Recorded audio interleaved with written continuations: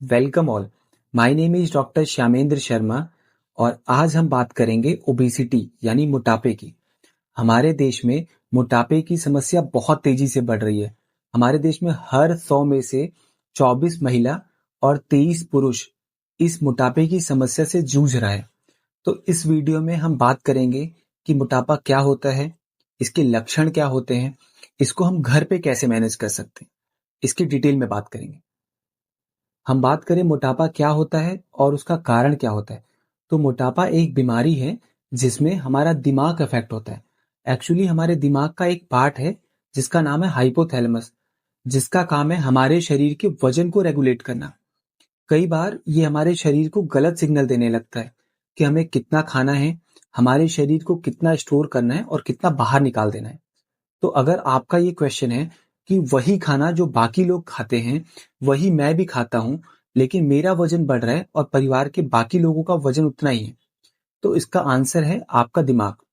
आपका दिमाग आपके शरीर को गलत सिग्नल दे रहा है।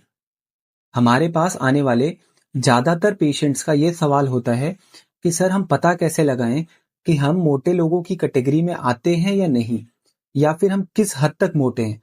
तो इसका पता लगाने के लिए एक फॉर्मूला यूज करते हैं हम, जिसका नाम है बीएमआई यानी बॉडी मास इंडेक्स। ये एक इनडायरेक्ट मेथड है जिससे हम मोटापे का पता लगाते हैं। इस फॉर्मूले से आप अपना बीएमआई यानी बॉडी मास इंडेक्स कैलकुलेट कर सकते हैं। अगर आपका बीएमआई 30 से 35 के बीच में आता है तो आप माइल्ड ओबीज हैं यानी बहुत थोड़े से मोटे। अगर आपका बीएमआई 35 से 40 के बीच में आता है तो आप मॉडरेट कैटेगरी में आते हैं और आपको डाइट और लाइफस्टाइल मैनेजमेंट स्टार्ट कर देना चाहिए। और अगर आपका बीएमआई 40 या फिर 40 से ज्यादा है तो आपको इमीडिएट स्टेप्स उठाने चाहिए, क्योंकि आप सीवियर कैटेगरी में आते हैं। अब हम बात करते हैं मोटापा होने के कारणों की। तो जो सबसे इंपॉर्टेंट कारण है वो है हमारे दिमाग की प्रॉब्लम, जिसको हम ईटिंग डिसऑर्डर बोलते हैं। ये जनरली उन पेशेंट्स को होता है जो किसी मानसिक रोग से ग्रस्त होते हैं, जैसे स्ट्रेस, एंजाइटी या फिर डिप्रेशन। फिर आता है कुछ बीमारियां जैसे थायराइड या फिर पीसीओडी। इसमें भी देखा जाता है कि पेशेंट्स का वेट बहुत तेज से बढ़ता है। फिर आता है एज रिलेटेड। जनरली फीमेल्स में 40 साल की उम्र के बाद वेट बहुत तेजी से बढ़ता है।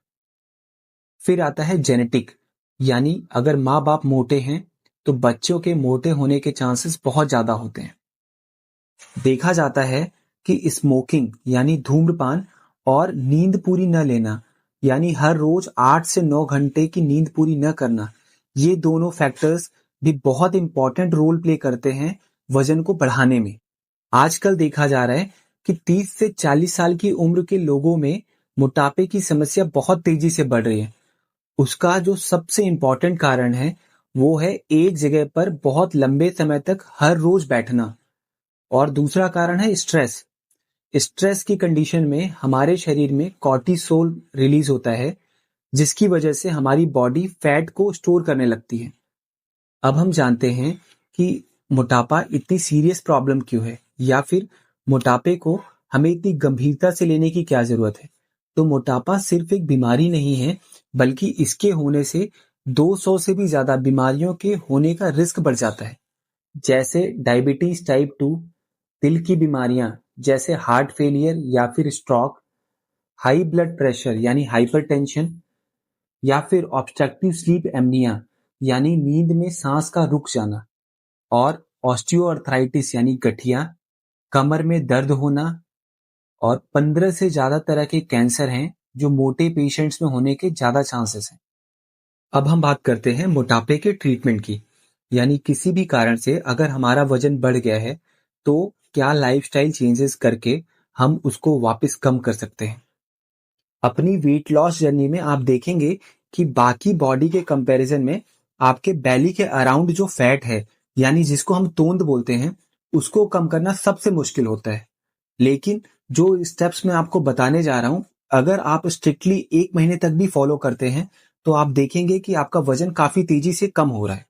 अपनी वेट लॉस जर्नी में जो नंबर 1 और सबसे इंपॉर्टेंट स्टेप है वो है अपने डाइट से शुगर या उससे बनी हुई कोई भी चीज, जैसे cake, pastry, biscuit, chocolate, toffee, इसको पूरी तरह से अवॉइड करना।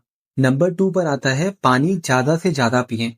हमारी बॉडी में फैट को बर्न करने के लिए पानी की बहुत ज़रूरत पड़ती है और साथ में अगर हम पानी ज़्यादा पीते हैं, तो हमें भूख भी कम लगती है। इससे हमारा कैलोरी इंटेक भी कम होता है।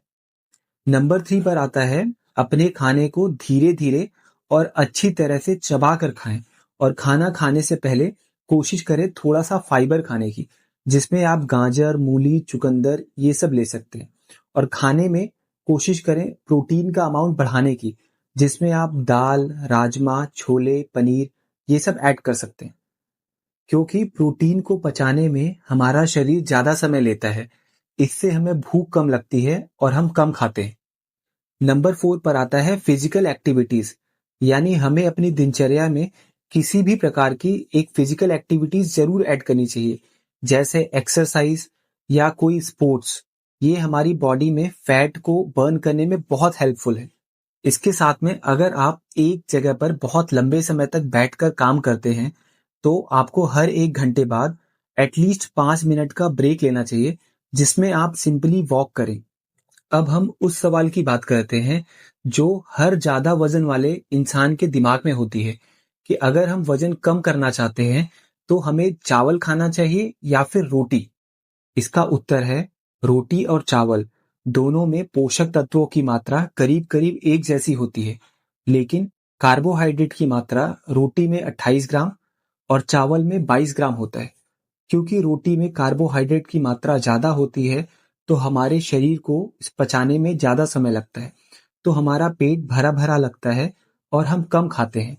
वहीं चावल में कार्बोहाइड्रेट की मात्रा कम है, तो वो जल्दी पच जाता है और हमें भूख जल्दी लगती है, तो हम बार-बार खाते हैं। इसलिए वेट लॉस के दौरान हम पेशेंट्स को सजेस्ट करते हैं कि चावल को अवॉइड करें। इन स्टेप्स को फॉलो करके आप अपने वजन को काफी तेजी से कम कर सकते हैं। आई होप ये वीडियो आपके लिए हेल्पफुल रही हो।